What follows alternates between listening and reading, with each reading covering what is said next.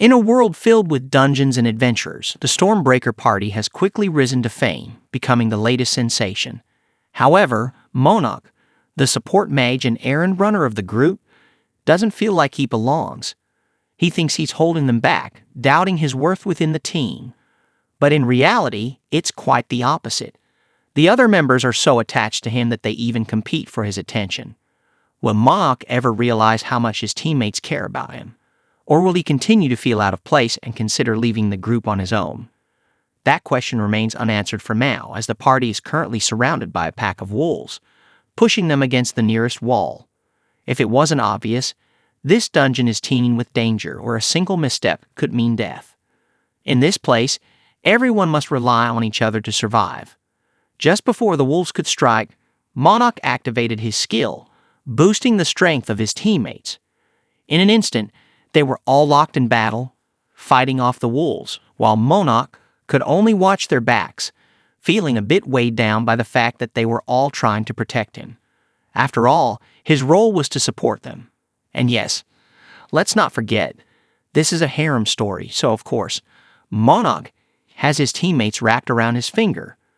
After their intense dungeon exploration, the group gathered at a nearby pub for drinks. But all Monarch could think about was how he didn't get a chance to show off that day. He kept telling himself that his job as the party's support was to back up the fighters. But as his team grew stronger, he found himself having more days where he felt left out of the action. Monarch was sipping his beer when he overheard a conversation at the table next to him. Someone was talking about how yet another support member had been kicked out of a party. The stranger mentioned that this time it was from the Palamese party, a top-tier group that Monarch was well aware of. But that wasn't the shocking part. The man continued, saying he wasn't surprised why so many support members get booted. According to him, it's because support members can easily sit back and relax while the fighters and other team members have to struggle and risk their lives to defeat dungeon bosses and claim rewards. To this guy, it didn't seem fair to call both support and fighters adventurers, since the real work, in his opinion, was done by those on the front lines. Now, between us, I'd say this guy was a bit lacking in common sense because clearly he didn't understand what support truly means. Not that it mattered, because at that moment, a cup slammed down in front of Monarch.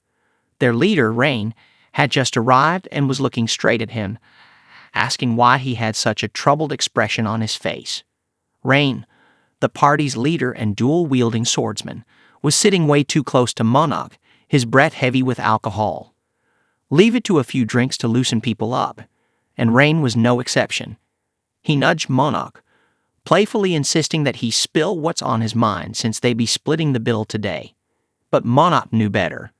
Even if they shared the tab, he had a feeling he'd still end up handling the short end of the stick, taking care of everyone as usual. Refusing Rain was not an option, at least not without causing a scene. Until Smo, their attack mage, chimed in, teasingly asking if he wasn't going to drink with their leader. Instead of answering directly, Monarch pointed out how Rain looked barely a step away from passing out. To that, Snow only grinned and said that was the plan all along. Poor Monarch now had not one, but two drunk teammates pressuring him to join in. Thankfully, their archer, Snee, finally spoke up, telling the others to ease off on their support for Monarch, giving him a bit of relief. Finally, someone sensible spoke up, although it was the last person Monarch wanted to hear from. It was Snee, the party's heavy drinker, as evident by the several empty mugs in front of her. Just as Monarch thought he'd get some peace, a hand tapped the table, catching his attention. This time it was Sandra, the youngest member of the group and their greatsword user. She asked him to pass her some chicken, and he obliged, slightly amazed at how much she could eat for someone her size. In her defense, that's all she could really do, as she wasn't allowed to drink yet, something Monarch was grateful for. After all, she still had one more year before she could join the others in their pub antics. So, this was Stormbreaker, and as much as Monarch wanted to enjoy more time with them as their support mage, things weren't looking too bright from his point of view. He was the first to stand up from the table, explaining he needed to get ready for tomorrow's work. With that, he left the group behind to run a few errands. On his way home, he couldn't help but Think about the growing trend of support members being kicked out of other parties. If that wasn't bad enough, some people had even approached their leader, Rain, advising him to remove Monarch from the group as well. Even in another world, people just can't seem to mind their own business. But I guess it all comes down to self-interest.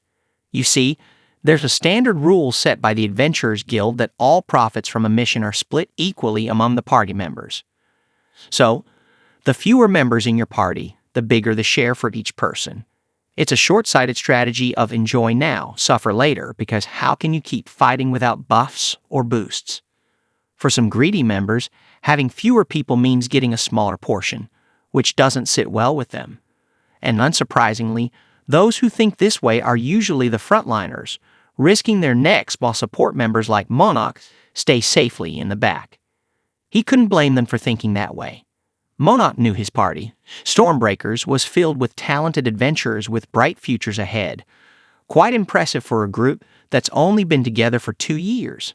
But that very thought weighed heavily on him. It made him wonder if it was time to stop holding them back and let himself be removed from the group.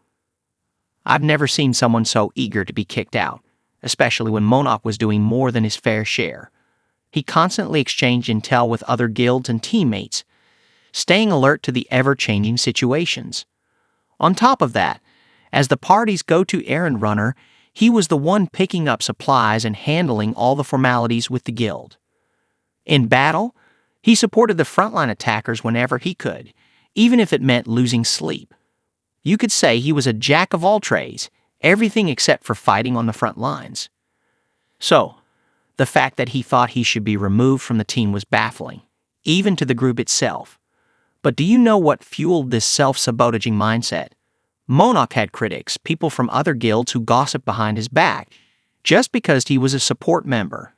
As a result, not only was he scrutinized, but the entire Stormbreaker party got strange looks for not cutting him loose. That burden had been weighing on him ever since. Due to his critics, the poor mage couldn't help but see himself as worthless, even though that was far from the truth. In his mind, his party members weren't just skilled at what they did, they were good people too. And soon enough, Monarch became convinced that it was only a matter of time before they decided to cast him out. The funny part? He already had a retirement plan. He figured he might take up farming, or maybe joining another guild wouldn't be such a bad idea either. He managed to return to their inn late at night, relieved that no one else was around. As he stepped into his room, he nearly sighed in relief. Everything seemed fine, that is, until he spotted Rain passed out on his bed, grinning as usual. Seeing him like this, Monarch was reminded of just how popular their guild leader was. He was certain every team member had a crush on Rain. With that thought, Monarch figured that if it came down to it, Rain would be just fine with the others.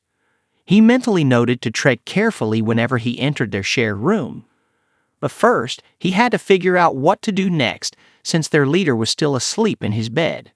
The next morning, the group gathered as usual with Rain in high spirits, rallying everyone to give it their best again today. In contrast to Rain's energy, Monarch was on autopilot, still feeling the effects of a sleepless night.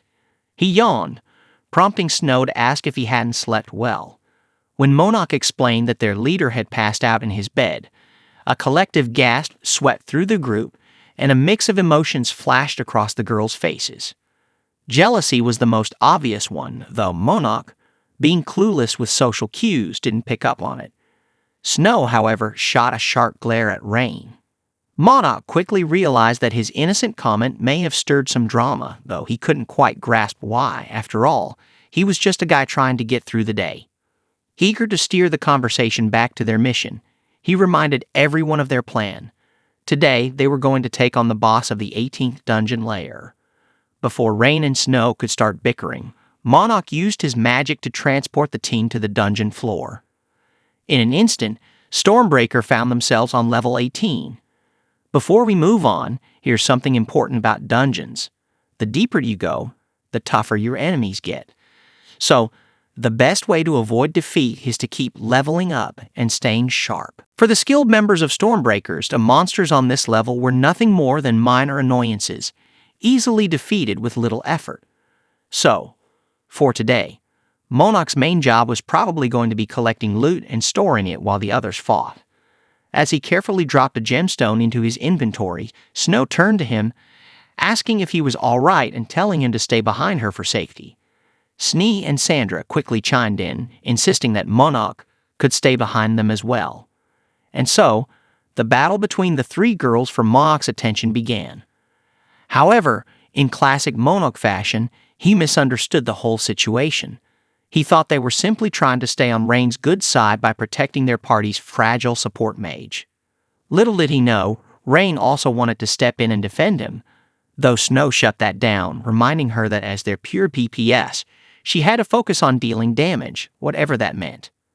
Monarch, the king of misunderstandings, remained completely oblivious to the underlying tension between the girls, thinking it was all just about protecting him as part of their strategy. Rain couldn't understand why they didn't see him as a good candidate to protect Monarch, especially since he was great at offense. Frustrated, our hero decided to step up, letting them know he could handle things on his own. Monarch then informed the rest of the team that they were nearing the safe zone, meaning there wouldn't be any monsters around. But beyond that, there was a good chance they'd run straight into the boss room. However, instead of an empty area, they were greeted by a group of people standing around, chatting among themselves. Snow and Rain were caught off guard, as places like this were usually deserted. When the other adventurers finally noticed them, they were equally surprised but excited at the sight of Stormbreaker. They immediately thought, if anyone can get the job done, it's this group. Hearing this, Rain stepped away to talk with the others for a moment. After some discussion, he returned and explained that the boss ahead was too powerful, which was why no progress had been made.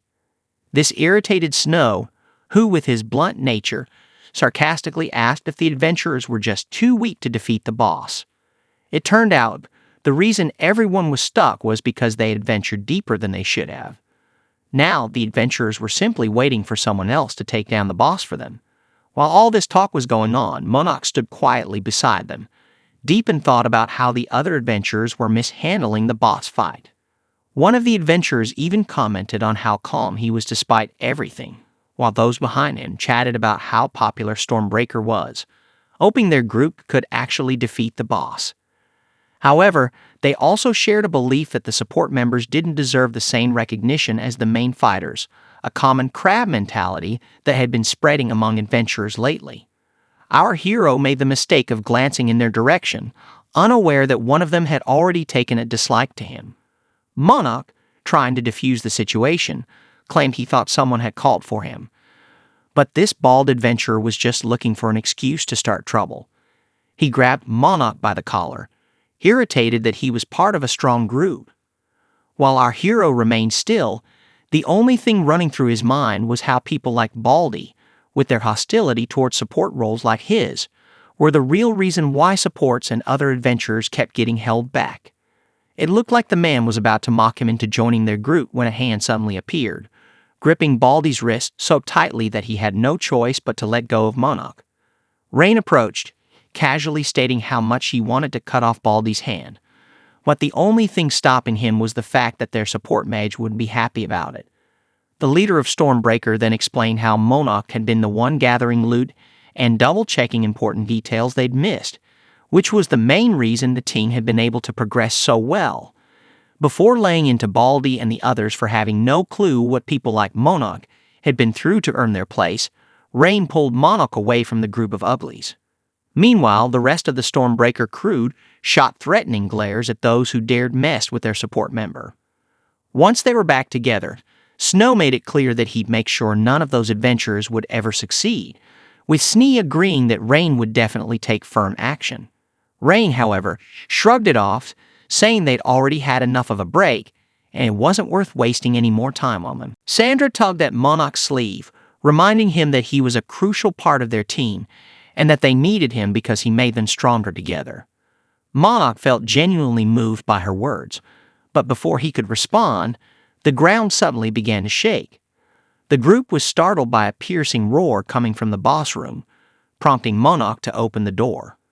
What greeted them was a massive dragon flying overhead. Snee quickly pointed out that this creature shouldn't appear above level 34. Then they noticed the giant hole in the middle of the room. The dragon had broken through it, and from the looks of things, it wasn't going to stop anytime soon. Disaster was already in motion. The Stormbreaker team now faced two choices: take down the dragon immediately or let it wreak havoc elsewhere. The problem? They had no data on the beast, and Monarch wasn't sure they could defeat it without more information. Rain, however, was ready to act.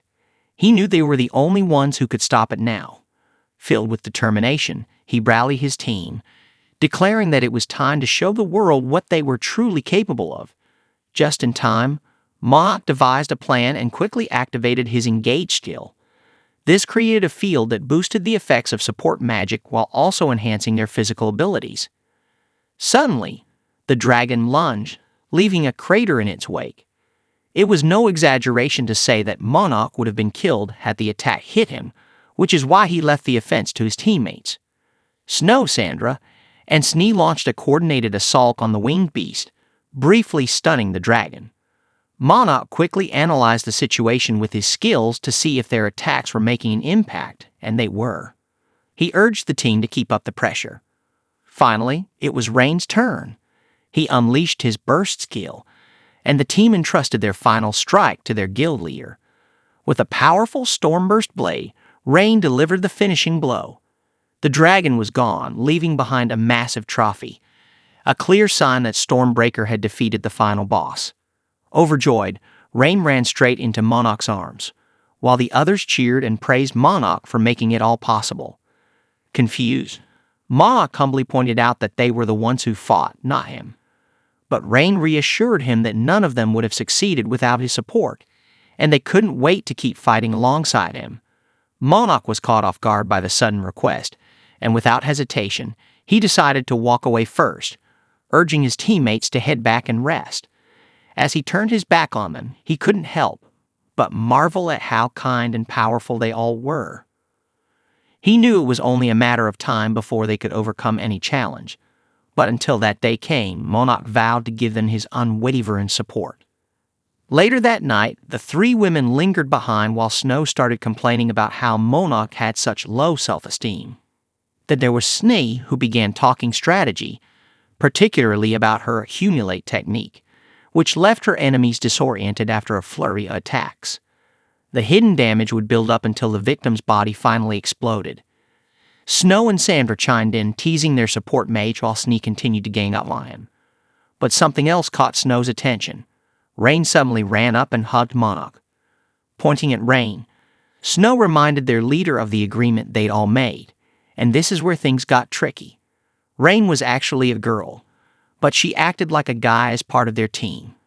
This time it was Rain who reminded them that she had to keep up the act. After all, it wouldn't look good if their party was made up of only women. If anything, she was jealous that she couldn't openly flirt with Monarch. That definitely shut them up for a while. But then again, acting like a guy had its perks. Rain could sleep in the same room as Monarch, and the two had grown closer because of it, much to the annoyance of the others. Now, they all wanted a shot at disguising themselves as men, especially Snow, who was frustrated watching Rain take full advantage of her role. It was a brand new day, and Monarch was sleeping soundly, until he rolled over and found Rain sleeping next to him, grinning.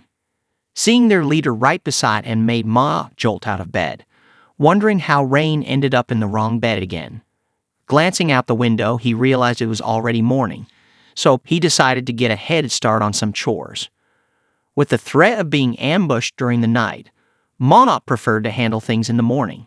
That's how our hero found himself wandering through downtown, brainstorming how he could swap info with other adventurers while tackling his tasks, killing two birds with one stone. His train of thought came to a halt when he spotted a familiar figure standing outside one of the shops. What was Snow doing here so early? Meanwhile, Snow was too caught up admiring a staff on display to notice Monarch creeping up behind. With a mischievous grin, Monarch decided to surprise him. And it worked. The moment Monarch startled him, the attacking mage let out a shocked yelp, demanding to know what Monarch was doing there. Monarch casually explained he was just handling his usual tasks. Shifting the conversation back to the staff, he asked why Snow was even looking for one when he already had his own. Then a thought crossed his mind. Did he break it? Of course, Snow hadn't broken his staff, which only left Monarch more curious. He offered to lend an ear if Snow wanted to talk, but Snow refused, brushing him off and walking ahead, though not without mentioning he'd be heading back alone. Now left on his own, Monarch wondered if Snow was running from something, completely clueless about how stubborn the guy could be, especially when it came to feelings, especially with girls. From what Monarch knew, a mage's power wasn't really tied to their staff. It had way more to do with their mana and skill. There's a well-known saying that mages need to keep a cool head, but Snow was the exact opposite. He was ruled by his emotions, and if he got too deep into his feelings at the wrong moment, it could get dangerous. Not that Monarch could do much about it right now. With a sigh, Monarch finished up his preparations, ready to face whatever came next. Later on, Monarch returned and was immediately greeted by Rain, who quickly picked up that something was bothering him. Their leader had a knack for noticing even the smallest things, and Monarch couldn't help but be impressed. Just what you'd expect from Rain. Rain asked if Monarch wanted to talk about whatever was on his mind, and Monarch gave a casual, it's no big deal kind of answer. But of course, Rain could read him like a book.